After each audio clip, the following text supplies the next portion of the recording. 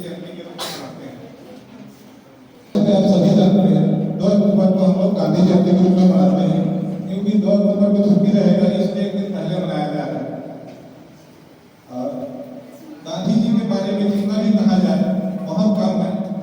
उनके बारे में ऐसा है कि सूरज को दीपक दिखाने के बराबर है। उनके बारे में हम लोग इतना योग्यता नहीं रखते हैं कि कुछ भी कह सकें, फिर भी हम लोग एक मोटा मोटी उनके बारे में जीवन परिचय देना चाहेंगे। ठीक है, उनका जन्म जो है 2 अक्टूबर 1869 को पोरबंदर नामक छोटे से ग्राम में हुआ था। ठीक है, उसके बाद जो है वो अपना पूरा पढ़ाई अपने गांव में किए हैं और जितना भी उनको नैतिक शिक्षा मिला है उनको अपने माता जी से मिले हैं। उस समय रामायण महाभारत ये सब का जो कहानी होता था वो उनको सिखाया जाता था, जिससे उनका नैतिक विकास हुआ। ठीक है, इसके बाद वो राजकोट चले गए पढ़ने के लिए। वहां पर ही उन्होंने 10वीं तक का पढ़ाई की। उसके आगे का पढ़ाई वो पूरा इंग्लैंड में की। कहने का मतलब है जो उन्होंने बैरिस्टर का जो पदवी पाए हैं या जो डिग्री उनको मिला है, हमारे यहाँ आज के डेट में उसको LLB बोलते हैं।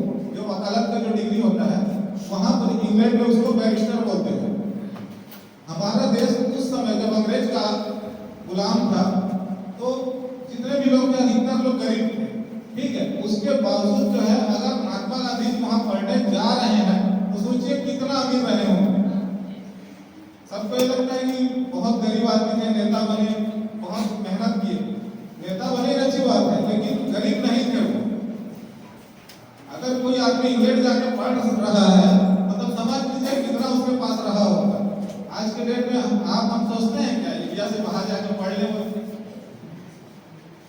ठीक है, तो इतना उसके पास संपन्नता था, उसके बावजूद वो बाहर जाके पढ़े और पढ़ के जब आए तो वो पूरा टाइम अपना देश सेवा में लगा दिए। इसके स्टूडेंट में बहुत सारे ऐसे काम हुए जिसके कारण वो अपने आप को देश सेवा में लाए। एक बार जो है वो केस लड़ने के लिए अफ्रीका गए थे।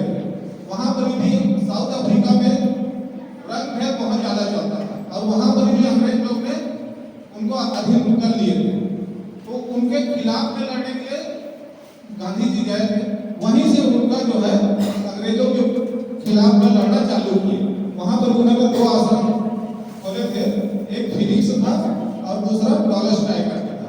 एक PSC का बहुत पसंदीदा सवाल रहता है उनका, टॉलस्टॉय और फिनिक्स आश्रम कहाँ है? वो इंडिया में नहीं है, वो साउथ अफ्रीका में, जिसको महात्मा गांधी ने बनाया था। ठीक है, वहां पे एक किस्सा बहुत फेमस है। जब वो ट्रेन में यात्रा कर रहे थे फर्स्ट क्लास में, उस समय जो है आम पब्लिक जो है केवल 3rd क्लास में या क्या बोलना चाहिए जिसको बहुत सारे लोग चढ़ते हैं, जिसको 2nd क्लास बोलते हैं, उसमें यात्रा करते हैं। लेकिन उस समय भी महात्मा गांधी 1st क्लास का टिकट लेके अंग्रेजों के साथ यात्रा कर रहे थे। तो अंग्रेज लोग को ये पसंद नहीं आया। ठीक है, उनको गाड़ी से बाहर फेंक दिए थे। तो वो बोले कि तो मेरे को इतना अपमान किए हो तो मैं जो है तुमको इस देश से बाहर भेज दूंगा। उस दिन से उन्होंने प्रण लिया। उसके बाद वो उनके अगेंस्ट में बहुत सारे काम किए। 1915 में वो वापस फिर इंडिया आए। ठीक है, 9 जनवरी 1915 में भारत वापस आए। फिर उसके बाद यहाँ पर भी उन्होंने बहुत सारे मूवमेंट ऐसा किए। ठीक है, बहुत सारे ऐसा मूवमेंट किया जिसमें सबसे पहला था वो है चंपारण। चंपारण में जो नील का खेती होता था, नील खेती एक्चुअली होता नहीं था, अंग्रेज लोग जबरदस्ती करवाते थे। नील से जो है खेत जो है बंजर हो जाता था। एक बार अगर कोई खेती कर ले नील का खेती तो वो जो बंजर हो जाता था। किसान मना कर दिए थे तो अंग्रेज लोग माने नहीं। तो वहाँ के जो किसान थे उन्होंने महात्मा गांधी जी को बुलाए और बोले कि आप आइए और अंग्रेजों को समझो। पहला उनका आंदोलन था जो उनके विरुद्ध इंडिया में उन्होंने पहला चालू किया।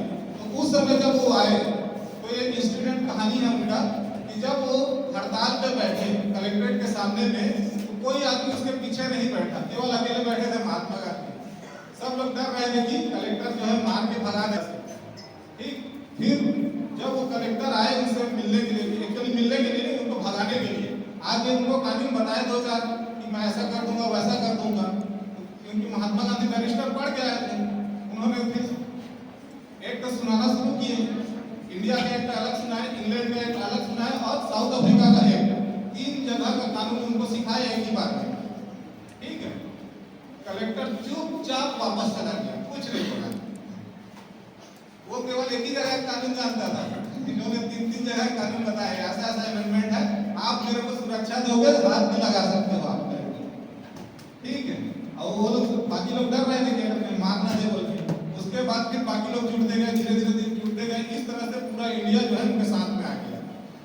इस तरह से उनका जो है राजनीति चालू हुआ यहाँ पर ही। उनके राजनीतिक गुरु का नाम था, किसी को पता है क्या?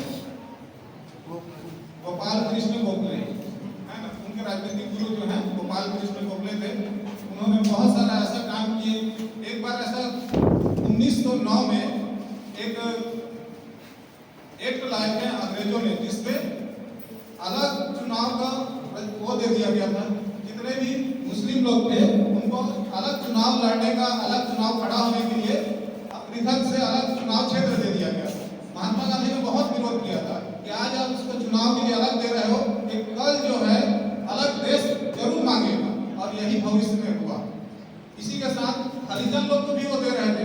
पूरी तरह से महात्मा गांधी ने उसको मना कर दिया कि नहीं, उनको मत दीजिए, नहीं ये लोग भी मांगेंगे तो हमारे लिए दिक्कत हो जाएगी, ठीक है। इनके साथ और भी बहुत सारे ऐसे हड़ताल किए और बहुत सारे ऐसे लड़ाइयाँ लड़ी।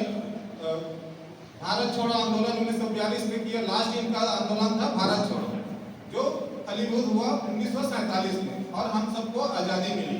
जो आज़ादी मिली है इन्हीं के बदौलत मिली है, ठीक है। इसलिए जो है, जो रविन्द्रनाथ टैगोर जी थे, उन्होंने महात्मा करके इनको संबोधित किया। तो महात्मा गांधी आप लोग देखते हैं, उनका नाम नहीं है महात्मा, लेकिन जो एक सम्मान दिए महात्मा का, वो रविन्द्रनाथ टैगोर ने दिए थे। और जो राष्ट्रपिता का सम्मान जो देते हैं हम लोग, वो जो है सुभाष चंद्र बोस ने पहली बार उनको बोला था कि ये राष्ट्रपिता हैं, जिन्होंने हमारे राष्ट्र के लिए इतना सारा काम किया, ठीक है। इसके बाद एक जो विंस्टन चर्चिल करके इंग्लैंड में नेता हुआ करते थे, उन्होंने बोला था कि ऐसा आदमी ना आज तक हुआ है और ना आगे भविष्य में कभी होगा, ठीक है। जहां तक अभी तक हम देख पा रहे हैं, ऐसा जिन्होंने कोई अस्त्र नहीं उठाया, केवल सत्य और अहिंसा के बलबूते पे इतने बड़े देश को आजाद करवा दिया। आज के डेट में या कभी भी देख लीजिए, कोई भी देश सत्य और केवल अहिंसा से आजादी नहीं हो पाया है। केवल एक ही देश है जो भारत, जो अहिंसा से आजादी हुआ है, जहां लड़ाई कोई नहीं हुआ।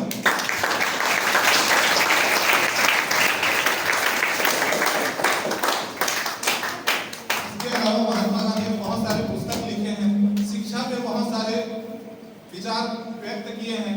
उसमें जो सबसे ज्यादा विचार व्यक्त किए थे, उन्होंने महिलाओं को शिक्षित करने के लिए, उस समय महिलाओं को पढ़ने नहीं दिया जाता था। महिलाओं को पढ़ने का जो ज्यादातर अधिकार जो है इन्हीं के बदौलत हमको मिला है। इसके अलावा जो है शिक्षा में एक बहुत उनका इच्छा था, दिली इच्छा था कि वैल्यू एडेड कोर्स जो आप देखते हैं, कौशल विकास जिसको है ना, वो चाहते थे कि बच्चे को पढ़ाई के साथ साथ कौशल विकास भी मिले। उस समय तो संभव नहीं हो पाया, लेकिन आज उनका जो सपना है वो पूरा हो रहा है। जो आप वैल्यू एडेड कोर्स कर रहे हैं, वो उन्हीं का सपना था एक जमाने में, ठीक है। और जब उनका मृत्यु हुआ, आजाद होने के बाद जो है उनका मृत्यु स्वाभाविक नहीं हुआ। नाथूराम गोडसे एक आदमी थे जो उनको पसंद नहीं आया, उनका एक काम पसंद नहीं आया, जो वो था पाकिस्तान का विभाजन। पाकिस्तान का विभाजन जब बहुत नहीं माने तो महात्मा गांधी ने हाँ बोल दिया, ठीक है नहीं मान रहा है तो जात वाला ही रहना, ऐसा बोल दिया। ये बात जो है नाथूराम गोडसे को पसंद नहीं आया था और उन्होंने उनको गोली मार दिए थे। कब? 30 जनवरी, ठीक है। मतलब आजाद होने के बाद, भारत आजाद होने के बाद वो ज्यादा दिन तक हमारे साथ नहीं रह सके। अगर ज्यादा दिन रहते तो हो सकता है भारत का दिशा और दशा कुछ और ही होता। तो जो जब उनका मृत्यु हुआ तो उनके आखिरी शब्द थे हे राम, ठीक है। आज भी जब आप दिल्ली जाएंगे, जो उनका राजघाट है जहाँ उनको दफनाया गया है, उसको राजघाट बोलते हैं। तो वहां जब भी जाएंगे तो उनके मठ के उसके नीचे भी लिखा रहेगा हे राम लिखा हुआ है, ठीक है। और विदेश से कोई भी बड़ा नेता आता है तो एक बार सर झुकाने के लिए राजघाट जरूर जाता है। आप अगर न्यूज देखते हैं तो कोई ध्यान रखेंगे, कोई भी बड़ा नेता आएगा, चाहे वो अमेरिका का है, इंग्लैंड का है, रूस का है, वो जरूर एक बार जो है राजघाट जरूर जाता है। ये हमारे महात्मा गांधी का महानता है जो पूरा विश्व में पूजे जाते हैं। इन्हीं के बदौलत आज के डेट में 2 अक्टूबर को विश्व अहिंसा दिवस के रूप में भी मनाते हैं। ठीक है, इतना कह के मैं अपने वाणी को